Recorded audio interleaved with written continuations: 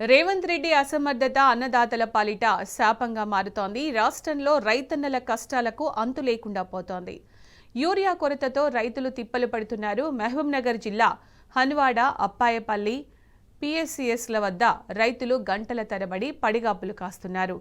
పంటలకు అవసరమైన యూరియా లేక ఇబ్బందులు పడుతున్నామని అన్నదాతలు ఆగ్రహం వ్యక్తం చేస్తున్నారు.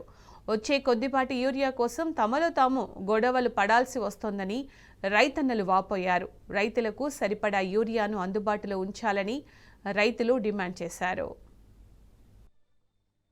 కష్టపెడితే మనసంద్ర కాడ ఎట్లా బతకాలి? లైన్లు పట్టాలి, లైన్లు కూడా దొరుకుతలేదు కదా. లైన్లు పట్టాలి, ఆడకుండా వేసుకునే వాళ్ళకి మా పని ఏంది, కథ ఏంది? టైంకి ఇస్తేనే పంట వచ్చేది కష్టము. టైంకి లేకుంటే పంట ఎట్లా వస్తాయి? ఎట్లా గవర్నమెంట్ ఇలా చేస్తే అది చేస్తున్నాం, ఇది చేస్తున్నాం, అది చేస్తున్నాం అని చెప్తారుగా. ఓట్లు వేసేటప్పుడు ఇక మన దాపుతారు, వేపించుకుంటారు, వాళ్ళు గెలుస్తారు, వాళ్ళ సీటు వాళ్ళు తీసుకుంటారు.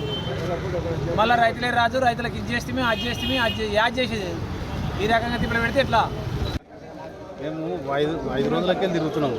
ఈ రోజు రావాలే పోవాలి 5 గంటలకు వచ్చి టోకన్ కార్డు నిలబడుతుందంటే ఈ రోజు కూడా దొరకలేదు. ఏం చేయని అర్థమవుతుంది, ఏం జలాలను ఏం రావాలో తెలుస్తలేదు.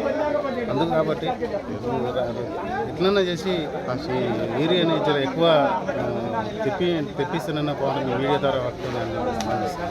ఊరికి వెళ్ళి వచ్చాక 10-11 గంటలకు వచ్చాక అయిపోతుంది కదా. ఒకటే లోడ్ వస్తుంది అని మనిషికి 2 ఒకటే ఇస్తున్నారు.